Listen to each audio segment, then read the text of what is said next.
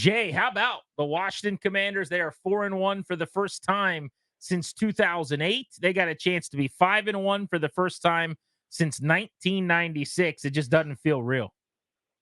They're putting on teams too. The last 2 weeks, they've looked unstoppable. The defense is playing a hell of a lot better. They're hustling. They're flying around to the ball, and they are kicking people's ass, which is fun to watch. So I want to start on that defense, Jay. As an offensive guy, what are you seeing differently than was happening maybe the first 3 games? They look like a different group on defense. Yeah, I think Coach Quinn's doing a good job of mixing up coverages and fronts. They put some 5-man fronts out there. They're moving people around. Luvu, is that his name? How you say it? Luvu? That's it. Yeah, he's bouncing around all over the place. They're rushing Wagner in the A gaps. They're giving you different looks, and then they're playing a run a lot better. You know, Bobby Wagner's always been a good run player. The interior guys they're rotating in and out a little bit better. I think they're staying a lot more fresh offensively as they're doing their part, playing good field position games. So, yeah, all around they're playing good team defense. They're hustling, they're tackling, and they're playing well. Jay, give me one legitimate reason why Kevin Stefanski should not have benched Deshaun Watson about halfway through yesterday's game. I don't have one. I don't understand it, really. He hasn't looked good all year. Offensively, they have no pizzazz whatsoever. They can't drop back and throw it. They can hardly protect. When they do have protections, when he scrambles around and runs into pressure, it's bad football right now over there at Cleveland. So they should make a change. Jameis Winston, I don't know if he'll be the cure-all, but he'll be a hell of a lot more fun to watch. I mean, look what happened when Flacco came in last year, took them to the playoffs, played extremely well, and maybe a change of pace is what they need. Yeah, they lost Watson to injury, I guess, the last 2 years, but they got a lot better with Brissett, who played better than him 2 years ago. They got a lot better with Flacco, who played better than him last year, and now we're on to year 3, and it's just trending in the wrong direction. That's why we're trying to figure out, yes, Washington did a lot of things well, but how much of that was just a broken quarterback that was incompetent, kind of aiding them in their defensive renaissance, so to speak? Well, there's a little bit of that, but you have to force them into those issues. 7 sacks is not a fluke now. They got after his ass, and they kept the pressure on him. They did a good job stopping the run for the most part. Ford had a 16-yard hit, and Foreman had a 25-yard hit. But for the most part, they kept them in third down long, got off the field on third down, and they stayed fresh the entire game and just stayed relentless, stayed after them. It was a great performance. I know it was anemic by the Browns, but Washington had to make them look anemic, and they did. Jay Gruden with us here on Grant and Danny. So, Jay, this is not a good question. I just kind of want your thoughts on this. Early on, especially, I thought Cleveland's defense was pretty good. 5 of the first 6 plays either went for no gain or were negative. The one was a Daniels scramble that he threw up to Terry McLaurin for a big gain right before turning it over. Like Cleveland, I thought had a good plan. They were aggressive. They were pressuring. They were tackling close and then behind the line of the scrimmage. And Washington still scored 24 points in the first half. Again, it's not a great question. I just sort of can't believe what I'm seeing at this point. Even when the other defense is good and playing well, they still end up scoring 24 points and a half. Your thoughts? Yeah, a lot has to do with Washington's defense getting a lot of 3 and outs and getting the ball right back and giving the opportunity for the offense. When you give Jayden Daniels multiple opportunities in a quarter, 3, 4, 5 opportunities in a quarter, you're going to get a couple in there. I mean, he's unbelievable. So the key for beating Washington is keeping that guy on the sideline. You got to get your running game going and try to get these 8-9 play drives going and keep the clock running and be physical with Washington's defense. But Cleveland couldn't do it and just kept giving the ball back to Washington, and opportunities are golden for Washington right now on offense. What did you make of their first half, Jay? Because I'm sitting there late second quarter and I'm going, man, they're leaving a lot of meat on the bone. They had a pick on the goal line. They missed an easy touchdown throw. They had a ball at their own 2-yard line. Should have been a 80-yard, 100-yard touchdown maybe to Zach Ertz down the middle of the field if he doesn't get caught, overthrown. And in addition to some of the inaccuracy stuff that we hadn't seen at any point with Jayden, just overall, it wasn't quite as clean. And yet, the 66-yard play he made to McLaurin was a top 5 play I've ever seen by a quarterback in that stadium. The 41-yard throw to De'Ami Brown was nuts. The 34-yard run, like his good was so good that you look up and they have 24 points at the half, even though it didn't feel like they played well offensively. Yeah, he missed a couple throws, but not really. I mean, he did a good. They scored on the 3rd drive of the game. Now, the first 2 drives, they punt and they drive down there and they get the interception. He just didn't see the player right there. It was not a terrible throw. He just didn't see him. Had a corner out over the top of him. Probably should have worked the other side. Terry was wide open, but that happens sometimes. And he bounced back and scrambled, and they got the touchdown. And they, Cleveland's got a good defense now. They got an all-pro corner and one of the best pass rushers in the league. So they're not going to be easy to get points on when you play that defense. But the more opportunities you give Jayden, the better opportunities you have. And that's what they did. They stayed with the course. They didn't panic. They did a good job with the protection plan. Hit a couple big plays, right? And stuck with the plan and ran the ball. Eckler had a couple big hits. So I like what the way they called the game. They didn't have to take too many chances because as the game was going on, they could see that Cleveland couldn't move the ball at all. So they were a little bit more conservative probably, and then went after them later in the game and made some big plays. I guess I mean this almost complimentary, as if to say, I thought that they weren't that sharp, and they scored 24 because of the chunks. They had 7 plays of 23 or more yesterday. They had gains of 66, 50, 41, 34, 33. I mean, it's almost like it erases a lot of the less efficient plays. Oh, exactly right. Against a good defense, you have to have some chunk plays because, like I mentioned before with Cleveland, it's hard to move the ball, 12 plays, 80 yards against some of these good defenses. You're going to have some chunk plays. And the way Jayden's playing and Terry's running down the field, now you got Jamie Brown doing it. Zach Ertz almost had another big play. So Eckler had another big play. So you can get it for multiple people, and big plays are going to be a necessity moving forward when they play teams with better defenses. Jay Gruden with us here. Offenses. Jay Gruden with us on Grant Nanny. Sorry, Jay. Just you've been around this game a long time, coaching and observing it, and living this life. For us, this is new territory. We usually don't see teams that beat up on bad teams and get to rest their starters in the fourth quarter, and everyone's laughing and joking on the sidelines and having a grand old time. We're never used to this. How good is this team? Like, not just for right now, the second. I know they're playing well, but the future, 5 weeks from now, 10 weeks from now, like, where does this group go? I'm watching around the league, Danny, and these guys are as good as everybody I'm watching on TV. I mean, Baltimore had a hell of a game against Cincinnati. I mean, they won in overtime because, the holder dropped the ball for Cincinnati. Buffalo struggled. Some of the elite teams, Kansas City struggling a little bit on offense. Dallas has their issues, right? Philadelphia has their issues. So I don't know why you can't say these guys are as good as anybody in the league right now, other than maybe Minnesota, who I think is playing the best football on both sides of the ball. So San Francisco lost to Arizona, who just got pummeled by Washington last week. So this is a hard league to figure out this year. I'm telling you that. I promise you, with the quarterback play of Jayden Daniels, the way they can run the football, and the defense is starting to come together, hustle and play hard, I don't see why they can't win 10, 11, 12, 13 games. So you think they are one of the best teams in football? They're playing like it right now. I'm telling you this, Jayden Daniels, top 3 quarterback right now, playing right now after the first 5 games. You have to say that, right? I mean, he's playing unbelievable. I mean, the other day, Cleveland's got a free rusher, and he doesn't even come close to getting Jayden. He just runs around him and tiptoes out of bounds for a gain of 6 instead of a loss of 9. So this guy is playing an ultra-high level, both within the pocket and outside the pocket, which is going to give them opportunities to compete with anybody on their schedule. And then defensively, they continue to play hard and play good. They'll be in every game. As a coach, how do you keep the guys from believing that this thing it's a wrap? You know what I mean? Like, I know these guys are pros that come to work every day, but there's a feeling that's happened here a lot of times after a bit of success where everyone, whether it's they read their press clippings or that's just a figure of speech, but guys just sort of, feel like, hey, we've done it. I've arrived. It's all over. Like we're here at the top of the mountain. When in reality, you've had 5 good weeks, and that's awesome, but that's not a season, right? As a coach, what would you do to kind of keep these guys on brand, on message, to say, hey, there's a lot of work to be done, kind of keep at it? Well, I think winning helps a lot. I mean, you can put the stuff on tape, the way they're hustling and playing hard, and that carries over. And the type of people that looks like they have in the locker room, I think, help a lot. The leaders like Terry McLaurin and Daron Payne and Jonathan Allen, those guys are good for you. And adding Bobby Wagner, who's probably a future Hall of Famer. These are great quality players that can keep people going. Zach Ertz, another veteran guy. They did a great job of addressing certain positions and getting the type of character you need to keep your football team focused. Can't always be the coach yelling at you. You got to have players within the building to keep your team on track and doing the right thing. And I think they got great leadership, they have great athleticism, and they play hard. Jay Gruden, weekly with us here on Grant and Danny every Monday to break the game down, to break down the Daniels performance after watching the film. 5 o'clock on Mondays with us on the Fan. So, Jay, you mentioned maybe top 3, you would say, just kind of top of your head as to how well he's playing. Who's in that combo? What are we talking about with Daniels right now? You talking about this year?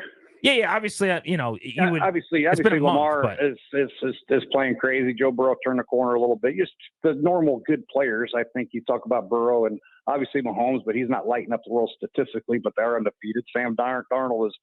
He had a couple really good games. Kind of played okay, but they're 5-0, so he's doing some good things.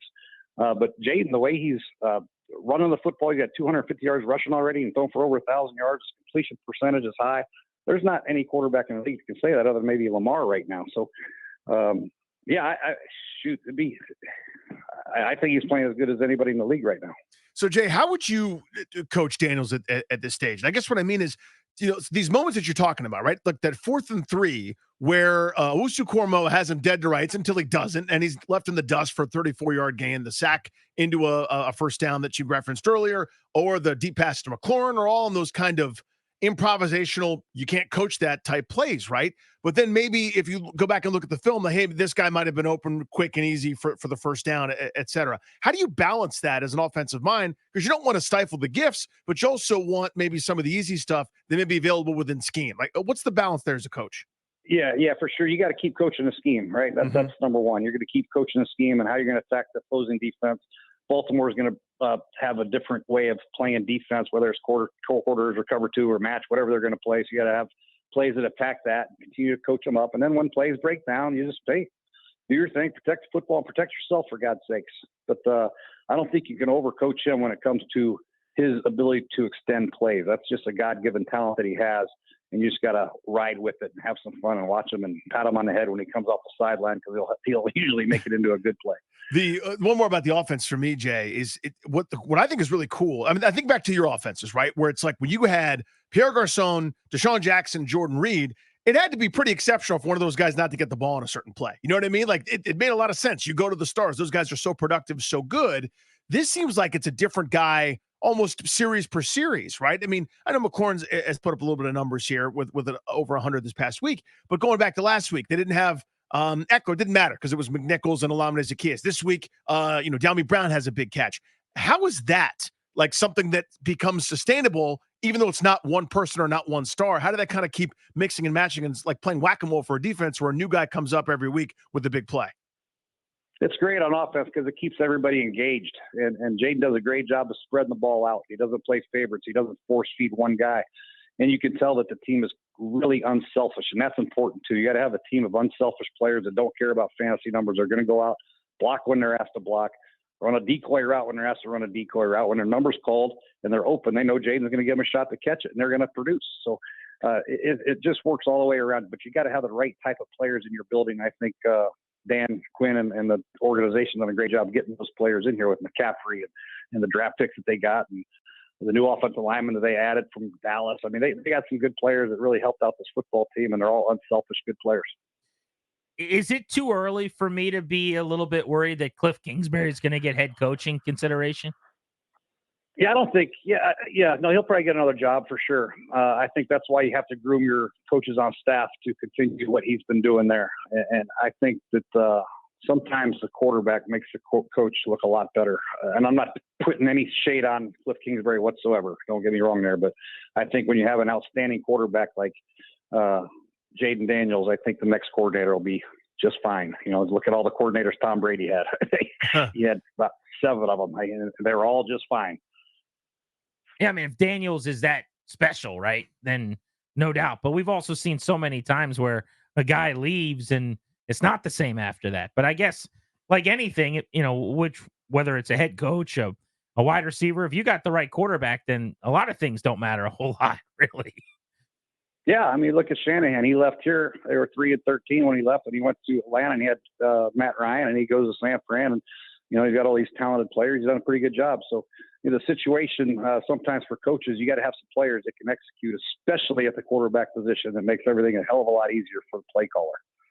Jay, I want to go around the league a little bit with you. You mentioned the Ravens earlier. That offense last couple of weeks, 35 points, 41 in overtime against Cincinnati. All of a sudden, they're home and over 500 yards of offense. How about the touchdown? Did you see it, Danny? That was a video game play where you would have just thrown the controller down. That was one of the craziest plays I've ever seen in an NFL game. You see the Lamar touchdown, Jay? Yeah, I watched that whole game. So they were both on at the same time. I was at a sports bar watching them, and it was hard not to watch Lamar in that game. Poor Jayden. It was fun. 3 hours of watching football with those guys. Lamar made some plays that, not even that one. Other plays that were just unbelievable. So yeah, he's a fun to watch guy too. Well, they match up this week now. What do you make of Baltimore just in general? Defensively, maybe not quite as good as I thought, but that offense is tough to stop. Yeah, that's the issue, man. This might be a shootout. I mean, really, defensively, they've given up some chunk plays now. Their corners aren't locking down receivers right now. They're having trouble stopping any kind of short routes, deep route. They're getting by them. People are running the ball against them. So, they're not the Baltimore Ravens that you're accustomed to. Back in the day, if you scored 17 points against the Ravens, you're high-fiving. Nowadays, you're probably going to have to score 35 to beat them. So it's a totally different ball game. But offensively, they're playing a high level. Their offensive line's playing very well together, and both teams are healthy. And that's the other part that you have to understand too as the season goes on. You got to stay healthy with your key players. I see so many teams right now that are battling injuries to their key players, and they got no chance. But both teams right now are coming to this game very healthy, so you'll get a very good test to see where you are as a football team when you play the Ravens next week. Jay, I got a dude who just slid into my Instagram DMs at Grant H. Paulson. And he slid into the DMs. He wants me to ask you this. He said, ask Jay if he thinks they should be buyers before the deadline to try to make a run this year. I would, provide the caveat just as a former coach. At what point do you start advocating and going to Peters and saying, hey, look around the league at the landscape here. We can win this division. We could mess around and host a playoff game. Yeah, our plan was one thing, but that's all well and good until now we're 7-2 or whatever. I mean, is that get to a point where you might try to expedite the process a little bit to add a piece for the next couple of years if you can? I think so. I think if it's the right guy and the right type of player that you got to make sure you get the right type of character guy, in a position fit for you. Like I would say, just off the top of my head, if there's a pass rusher out there that they could really get to go alongside Armstrong, I think that would be very beneficial, especially the way the offense is playing. If you're going to play with the lead and teams are going to have to come back and throw the ball, I would like to see them add one more very good pass rusher off the left side or right side, whatever it might be. If there's a receiver that they really like, but I really like the way this team is built, the chemistry that they have. Sometimes if you add a knee guy that could disrupt the chemistry, it could be more of a problem than good. I was going to ask about that because on offense, before the season, I'm going, they probably need one more playmaker, especially at receiver. Now I'm not so sure. They just, they scored 35 a week without anybody elite opposite Terry McLaurin. What would that have to be in order for somebody to qualify there? And if we know some of the names are out there, whether it's Devonta Adams or otherwise, but how would you find someone that could truly fit in with what this group is doing on offense? Or is it even worth trying? Yeah, I'm kind of with you. I don't know if it's even worth trying. I don't know how, if Noah Brown's injury, how bad that is, how long he's going to be out. But yeah, I just think De'Ami Brown and OZ and Luke, they do different things for you. But I still think maybe one more bigger type receiver would be beneficial, not only to help you now, but maybe have some depth down the line. Because if something happens to Terry McLaurin, knock on wood, you're going to have somebody that can make some big plays for you. And I don't know if any of those guys can do that without Terry being on the field. Jay Gruden on G&D. I'll let you out on this one. Last one from me. I'm curious what you think about this take. I just want your first blush reaction. I said earlier in the show, and I'm normally fairly measured, but here we are 5 games in, and I said it would now feel like a disappointment if they go 6-6 the rest of the way and finish 10-7. Said differently, maybe it would almost feel like a disappointment if they don't win a pretty mediocre NFC East. Your reaction to that is? I agree with you 100%. I really do. I just think what these guys have put on tape for the first 5 weeks, and it's not like they played an easy schedule. The Giants just went to Seattle and beat them. Cardinals just beat the hell out of San Francisco. The Bengals obviously are the Bengals. They beat them on Monday Night Football, Joe Burrow. So they've had some tough teams they've had to beat. So yeah, I'm not too sold on the NFC East right now. The other teams, Dallas has their issues on defense, and Dak makes some bonehead throws every now and then. Philadelphia, they're always in the media for something negative going on over there. And he can beat the Giants. He already did. So I don't see why that's a stretch to say you can't win the NFC East and go at least 8-4 your last 12. Jay, super quick question before we let you go. I know you obviously you're in demand and you go on multiple shows, for our company across the different platforms. Which show is your favorite one to go on? Yours, of course.